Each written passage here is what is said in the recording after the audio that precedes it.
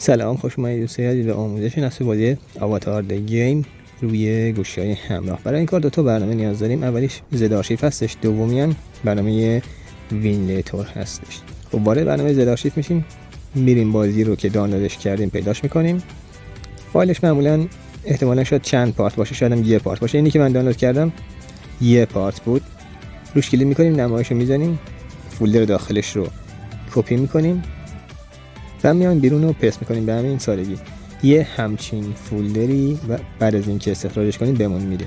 ما این فولدر رو نیاز داریم برای اجرا کردن توی شبکه ساز وینلیتور. خب از اینجا حالا میایم بیرون، میریم وارد وینلیتور میشیم. خب اینجا باید یه نمای بسازیم. اگه نمای نداریم روی به اضافه کلیک میکنیم. اسکرین سایز مهم نیستش، گرافیک درایور اونایی که اسنپ دراگون دارن بزن روی تارنیپ، اونایی که دایمنسیتی یا که اگزینوس دارن بزنن روی ورتکس یا که ویرجیل. من میذارم روی تارنیپ چون که گوشیم اسنپ دراگون هستش. بعد ورژنش هم 24 بذاریم. دی ایکس پراپرمون روی دی ایکس وی میذاریم، ورژنش هم 241 باشه. اودیو درایورم روی پالس اودیو باشه و قسمت ادوانسد استارتاپ سلکشن روی اگریسیو. ویندوز هم 10 باشه. زیاد فرقی نمیکنه ویندوز. تیک همه سی پی آر هم میزنیم، اوکی میکنیم. حالا میریم وارد نمایمون میشیم. خب وقتی نمایمون باز شده، اولین کاری که باید بکنیم اینه که واین مونو اینستالر و واین گکو اینستالر رو از این قسمتی که بهتون نشون دادم نصبش بکنید. اینترنتمون باید روشن باشه تا که به طور اتوماتیک دانلود بشه و نصب بشه. هر دو رو نصب میکنیم.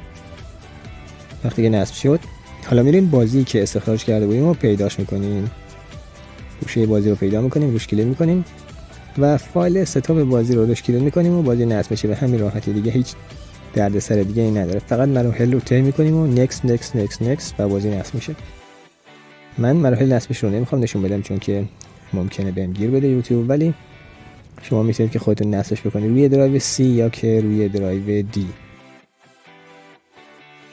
فایل فعالساز بازی هم اینجا هستش، روش کلیک میکنیم. هاردویر این قسمت به شما وقتی که بازی رو ران میکنید یه سریال نامبر میده. اون سریال نامبر رو اینجا وارد میکنید، جنریت رو میزنید، بهتون یه اکتیویشن کد میده. این اکتیویشن کد رو میگیرید و پستش میکنید داخل بازی و بازی فعال میشه به همین راحتی. بعد برمیگردیم و وقتی بازی نصب شد، من روی درایو دی نصبش کردم. میام اینجا بازی رو پیدا میکنم و این قسمت روی فایل اجرایی بازی راست کلیک میکنم که رو شارتکات رو میزنم و تمام. اینم یکی رو شارتکات ازش میگیرم. حالا میام بیرون. حالا یه تنظیمات باید برای بازی بسازیم. میام قسمت ستینگ، باکس 64 پرزت، روی پرفورمنس میزنیم، ازش یک کپی میگیریم از حالت از نمای پرفورمنس. بعد میام ادیتش میکنیم، اسمشو میذاریم آواتار و اینم میذاریم روی 0، اینم باشه روی 3 و دیگه اوکی. اینم میذاریم روی 1 و اوکی میکنیم. خب دوباره میام قسمت شارتکات ها، روی 3 نقطه میزنیم. اینجا اسکرین سایز رو نظر به گوشیتون، اگه ضعیف‌تر پایین‌تر، اگه قوی‌تر بالاتر. گرافیک درایورمون هم ورژنش روی 24.1 باشه و خودش هم گفتم کسایی که اسنپ دراگون دارن تورنیپ، کسایی که دایمنسیتی یا که اگزینوس دارن روی ورتکس یا که ویرجیل.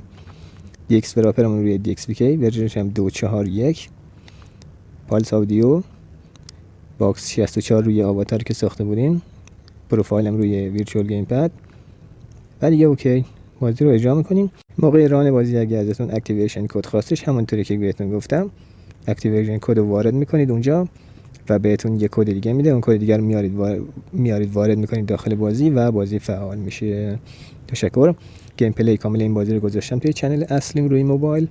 اگه خواستید میتونید برید اونجا تماشا بکنید. لینکش هم توی دیسکریپشن همین ویدیو هستش.